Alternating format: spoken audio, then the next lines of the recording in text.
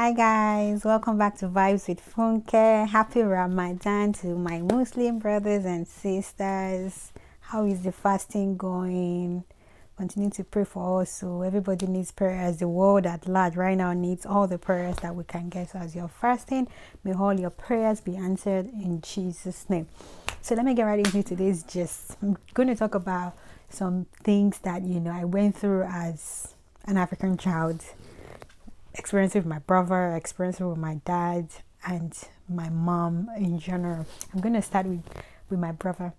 So when we were in school, gosh, I was such a tomboy. I don't even know if I should say I was a tomboy, but I didn't really like guys. It's so weird. I didn't really like guys at all. Like, I used to fight with boys. Gosh, it was so embarrassing. As in, you could not tell me anything. I was like Jackie Chan. You say any small thing like this to me, na fights. As in, I'm not joking. I mean, serious fights. You know the kind of fight where you tell yourself that meet me after school on this. We'll meet on the school field, and everybody is anticipating. Blah blah blah. Jesus is Lord. That's how I used to fight. I used to form that gago even for all my friends. Like if a guy should try to step to my friends, or when they're trying to bully some girls or my female friends, you can't tell me nothing. No, I will fight that fight for you. You know that saying that Dada Oleja or something like that. I am that any.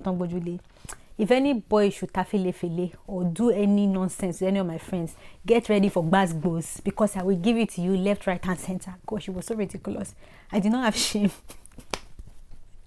Thinking about it right now, I'm even embarrassed. Like, I don't even know where I got it from. If my mom should watch this video, I'm sure she's going to be surprised because, like, I remember one particular fight I had after school hours. This particular one, I wasn't even expecting it. Me and this guy had serious arguments in class and everything, and he was like, I threatened he would beat me. I'm like, what it Danny? But bye, As in, God forgive me. I sound so right. As in, we are threatening each other, yeah? And I literally had forgotten that, oh yeah, we're still going to fight after school. So on my way home, we're waiting at the school junction, and from nowhere, this guy just attacked me from the back and just pushed me. Come and see fights. Jesus is Lord. Come and see punching and fighting. Shameless me. And I say shameless me because the school uniform I was wearing then, if you know Packer International. Hey, hello to my Packer alumni. Did you talk to me? You know Dayo now, Dayo Balogun. Yeah, all of you people. This particular guy, he just pushed me. And our school uniform then was a skirt. The only thing I had under me was my pants, as in my underwear, my panties, no tights, nothing. This guy pushed me, and we were fighting and everything. I'd totally forgotten that I was fighting with a guy, and I had only just skirt. Like, yeah, my legs are like literally open in the air while fighting and punching. I didn't even realize it until the next day when everybody made jest of me in school about the color of my pants. Gosh, oh my god, it was embarrassing. It was super embarrassing. But you would think that I would even be ashamed. It's a lie. Funke doesn't have shame. You cannot shame the shameless. Because I still continue to fight with guys. I still continue to harass guys like it was normal. As in, you could not tell me anything. I was so bold. To the point where I think even my sister thought that maybe I just had a thing against guys and I was never going to ever date a guy or anything. Because that was how much I did not like guys at that point in my life.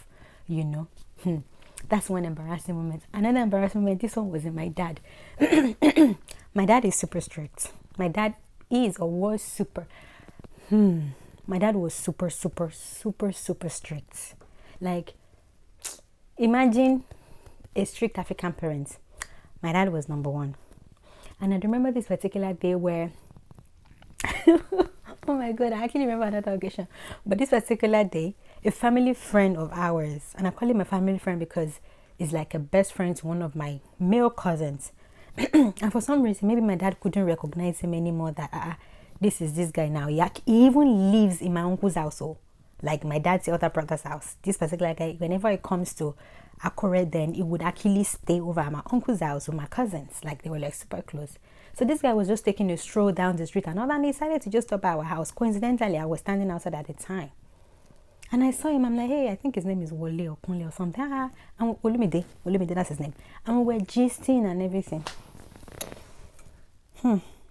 That's how Daddy Funke came outside. Come and see shouting. Who are you? What are you doing there? Why are you talking to my daughter? Who are you? I was so embarrassed. I'm like, Daddy, I said, this is Olumide now. Olumide, Wale Fadance's friend. He lives in Daddy Fadance's house. Like, I don't know him. Who are you? You have come to my house to harass my daughter. My dad made a scene. Oh my God. The guy was shocked. The guy was even trying to explain that, Daddy, it's me, Olumide. I live. The guy tried to explain everything you could explain in this room. My dad wasn't having it. I was legit embarrassed. I did not get it. My dad did not listen. There was nothing I did not try to tell my dad at the point. My dad did not listen. No. Coincidentally, I think like that weekend, he now went to his brother's house. My uncle's house, where this Olumide guy lives, and he saw the guy there.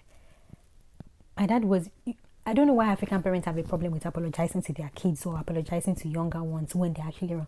My dad did not apologize, so he didn't even apologize to me for embarrassing. I'm not even sure he even thought he embarrassed me to even start with. Gosh, African parents. As in, I have a lot of memories. There was this one time too when we were in church. And you know where, when you get up in church, I think when the pastor is on the podium and... you know, they expect the congregation to get up at the time, right? And my dad was a deacon or something, or he was just an elder. He was in front of it. He usually would sit in front of a church. And at that time, I think it was a night vigil. Sorry, it was a vigil. And I didn't get up while everybody stood up. I didn't know my dad had sighted me from afar. The only thing, I remember seeing my dad in front. How my dad left where he was, got to where I was sitting all the way.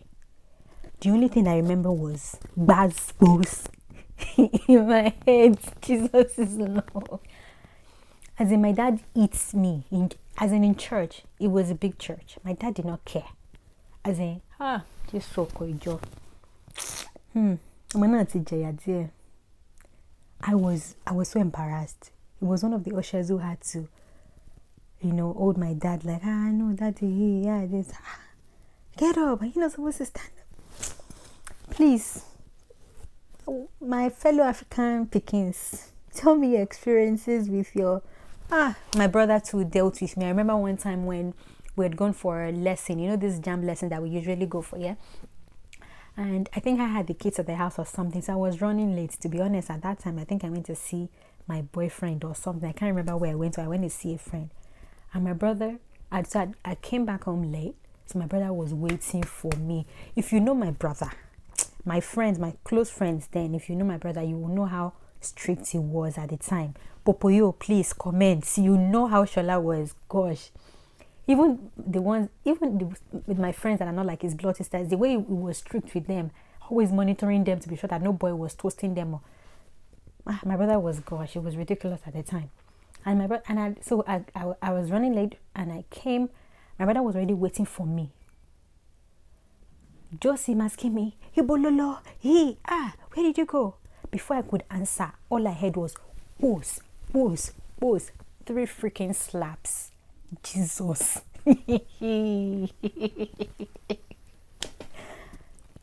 The shock self could not even let me talk. God. I mean, looking back right now, it's interesting, and you know, you can talk about it, but gosh, like growing up as an African child was something. So please comment in the comment section. Tell me your experiences growing up as an African child with your brothers or your sisters or your aunties or uncles or your parents in general. Just tell me your experiences, like your embarrassing moments with your folks and everything. Like, I have a lot of experiences. Trust me, if we sit down here to even start, like we will not finish it. It's like a film that does not have ending. You know, it's going to be like an Indian film, you know. But just comment in the comment section. Tell me your experiences. Let's all have fun with this particular video. And until the next time with Vybz with Funke, I love you guys and stay safe. Mwah.